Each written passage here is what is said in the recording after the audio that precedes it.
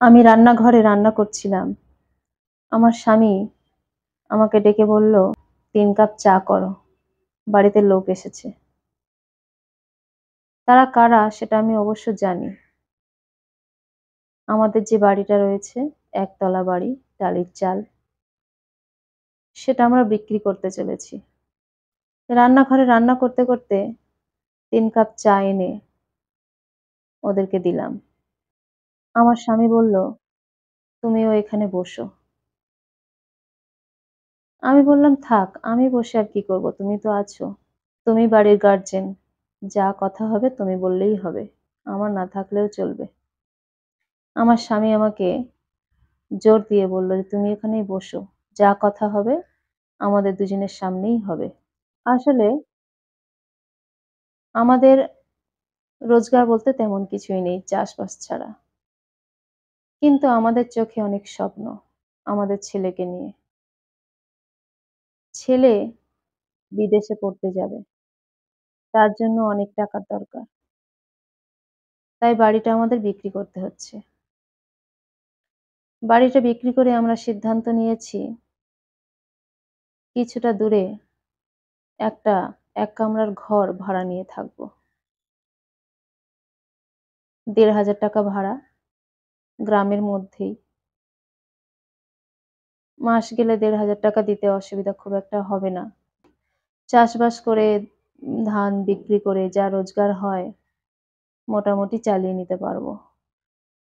ঘরটা বিক্রি হলো ৳১,৩০,০০০ ছেলের লাগবে ৳২,০০,০০০ আর বাদবাকি প্লেন খরচ আছে, ওখানে গিয়ে থাকার ব্যাপার আছে।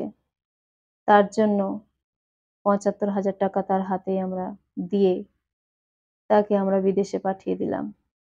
যে বাড়িটা কিনেছে তারা আমাদেরকে ১০ দিনের সময় দিল। তার মধ্যেই জিনিসপত্র সব নিয়ে আমাদের চলে যেতে হবে। ১০ দিন মানে হাতে অনেকটা সময়। তার আগেই আমরা ঘর দেখে ফেলেছিলাম। আস্তে, আস্তে আমরা সব জিনিসপত্র নিয়ে সেখানে রেখে এলাম। যেদিন যাই বাড়ি ছেড়ে, সেদিন বুকটা যেন কেঁপে উঠেছিল। এই বাড়িতেই একদিন বউ হয়ে এসেছিলাম। এই সেই তুলসী মঞ্চ, এই সেই দরজা, এই সেই গেট, এই সেই উঠান। চলে আসার সময় তুলসী মঞ্চে প্রণাম করতে গিয়ে মাথাটা আর তুলতে পারছিলাম না। এতটা ভারী মনে হচ্ছিল যে এরকমটা আর কখনো হয়নি। শ্বশুর ঘর বিক্রি করে চলে যেতে বাধ্য হচ্ছি। কারণ কি?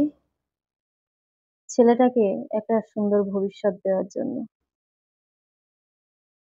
আমরা জানি না যে আমরা কি পাবো। কিন্তু আমরা বাবা-মা হিসেবে আমাদের অনেক বড় দায়িত্ব, অনেক বড় কর্তব্য রয়েছে।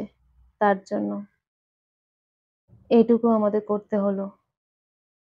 ছেলে যে জোর করেছিল তা নয়।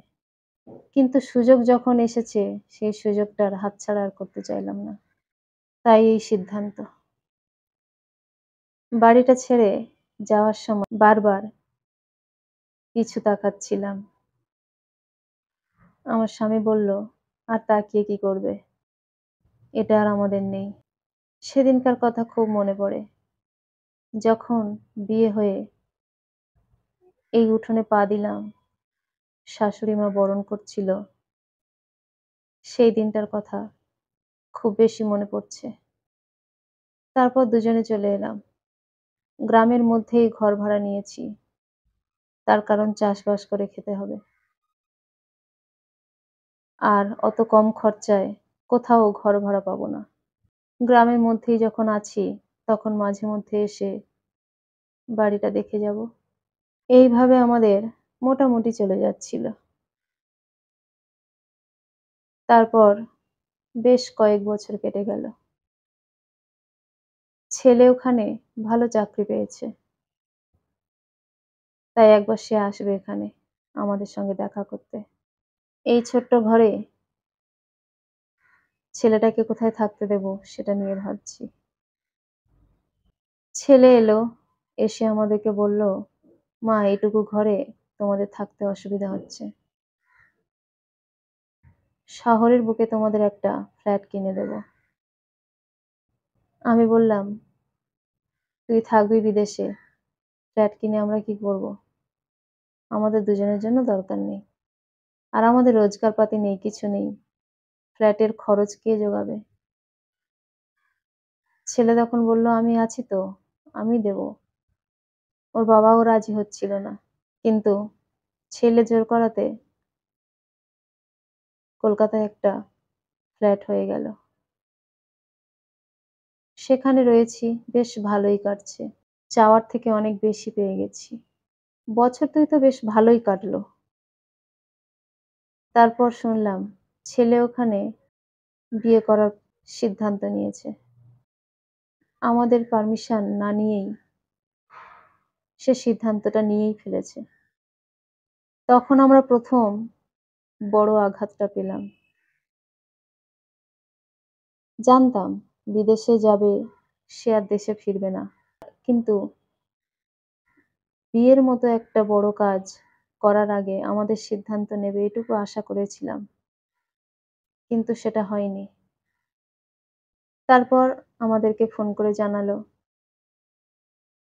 যে ওরা দুজন আসছে।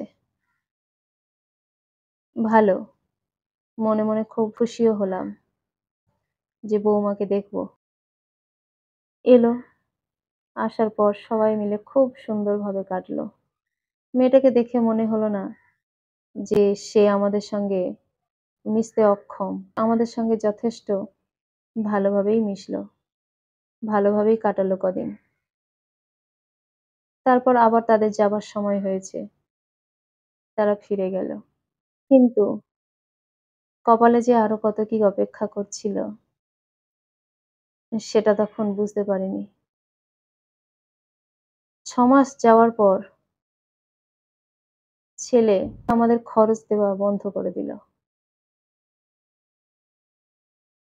আমরা তাকে ফোন করলে সে বলত, "মা, আমার এখানে অনেক খরচ বেড়ে গেছে। আমি আর জোগান দিতে পারছি না।" ওর বাবা বলল, "তুই তো অনেক টাকা মাইনে পাস। তুই আর জোগান দিতে পারছিস না, এই কথাটা বললে আমাদের কি বিশ্বাস হয় বাবা? আর তাছাড়া আমরা তো গ্রামে ছিলাম, ভালোই ছিলাম। এখানে বা আমাদের আনলি কেন? ফ্ল্যাটের তো একটা খরচ আছে, মাস গেলে দিতে হয়। নিজেদের সবকিছু কিনে খাওয়া, এসব কি আমার পক্ষে সম্ভব? আমি কি কিছু করি?" ছেলে বলল, "আমি জানি না, কি করবে তোমরা দেখো। আমি আর দিতে পারব না।" হুম। যার জন্য নিজের বসতবাড়ি বিক্রি করে ঘর ভাড়ায় থাকতে শুরু করলাম। সেই ছেলে আজ বলছে, "আমি পারব না তোমাদের জোগান দিতে। তোমরা কি করবে দেখো।" আমাদের আর কি করণীয়? আমরা তো আর কলকাতার বুকে কিছু রোজগার করতে পারব না। তাই ফ্ল্যাটটা ছেড়েই দিলাম। ফ্ল্যাটটা অবশ্য আমার নামে ছিল। ওর বাবাকে বললাম, "ফ্ল্যাটটা বিক্রি করে দেই। না হলে আমাদের চলবে কি করে? বিক্রি করে আমরা আবার গ্রামে ফিরে যাই। গ্রামে আবার কোথাও একটা ছোট্ট মতো ঘর ভাড়া নিয়ে থাকি।" ও বলল যে, "না, বিক্রি করে দেওয়ার আগে একবার ছেলেকে জানাও।" ফোন করলাম ছেলেকে। ছেলে অনেকদিন হলো আর ফোন করে না। খবরও নেয় না। তবু ছেলেকে জানানো প্রয়োজন। যেহেতু ও কিনে দিয়েছিল। ওর বাবাকে বললাম, "তুমিই ফোন করো।" ওর বাবা বলল, "না, আমার থেকে তুমি ফোন করো, ভালো হবে।" ফোন করলাম। বেশ কয়েকবার বেজে বন্ধ হয়ে গেল। সেদিন অনেক রাতে ছেলে আমায় ফোন করল। করে বলল, "হ্যাঁ মা, ফোন করেছিলে বলো।" আমি বললাম, "আমরা ফ্ল্যাটটা বিক্রি করতে চাই। বিক্রি করে আমরা গ্রামে চলে যাব।" ছেলে তখন বলল, "ফ্ল্যাটটা তোমার নামেই কিনেছিলাম মা। বিক্রি করলে তুমি করতেই পারো, কোনো অসুবিধা নেই। আমার কোনো সমস্যা নেই। আমি বললাম, "ব্যাস তাহলে ঠিক আছে। তোরা ভালো আছিস তো?" বলল, "হ্যাঁ।" বলে ফোনটা রেখে দিলাম। তারপর আমরা সিদ্ধান্ত নিলাম ফ্ল্যাটটা বিক্রি করে দেব। ফ্ল্যাটটা বিক্রি করে দিয়ে গ্রামের দিকে চলে গেলাম। সেখানে একটা দোকান ঘর বিক্রি করার জন্য বিজ্ঞাপন দেওয়া হয়েছিল। আমরা সেই সুযোগে সেই ছোট্ট মতো দোকান ঘরটা কিনে নিই। সেই দোকান ঘরটার মধ্যে থাকার মতো একটা ছোট্ট ঘর ছিল। তাই আমরা ভিতরের দিকে থাকতাম। আর সামনে একটা দোকান ঘর নিজেদের মতো করে সাজিয়ে নিলাম। সেই দোকানে বসতো আমার স্বামী। আর আমরা ওই ঘরটুকুর মধ্যেই থাকতাম। আমাদের অসুখ-বিসুখ করলে আমাদের নিজেদেরকেই দেখতে হয়। ছেলে আর যোগাযোগ করে না। বুকটা কেঁপে ওঠে মাঝে, মাঝে। মা ডাক শোনার জন্য হাহাকার করে। আমরা ফোন করলেও ফোনে পাই না। ছেলে আমার অনেক দূর চলে গেল। আমাদের কোনো অসুবিধা হলে কাউকে পাই না। নিজের সন্তান যদি এত দূরে চলে যায়, আর কাকে পাবো? এইভাবে আমরা এগিয়ে যেতে থাকলাম জীবনের পথে। আর দূর থেকে আশীর্বাদ করলাম, আমার সন্তান যেন থাকে দুধে ভাতে। আমার সন্তান তার সংসার নিয়ে সুখে থাকুক, শান্তিতে থাকুক।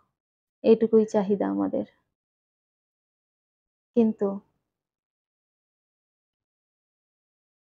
ওই একটাই কথা, মা ডাক শোনার জন্য মনটা ব্যাকুল হয়ে ওঠে। তাই সন্তানের জন্য বাবা-মারা সর্বস্ব দিয়ে দেয়। সন্তান বড় হলে সেটা মনে রাখে না। তাই বলে সন্তানকে তার এগিয়ে যাওয়ার লক্ষ্যে বাধা দেওয়াটা কখনোই উচিত নয়। তার জীবনের পথ সুগম করে দেওয়াটাই আমাদের কর্তব্য, দায়িত্ব।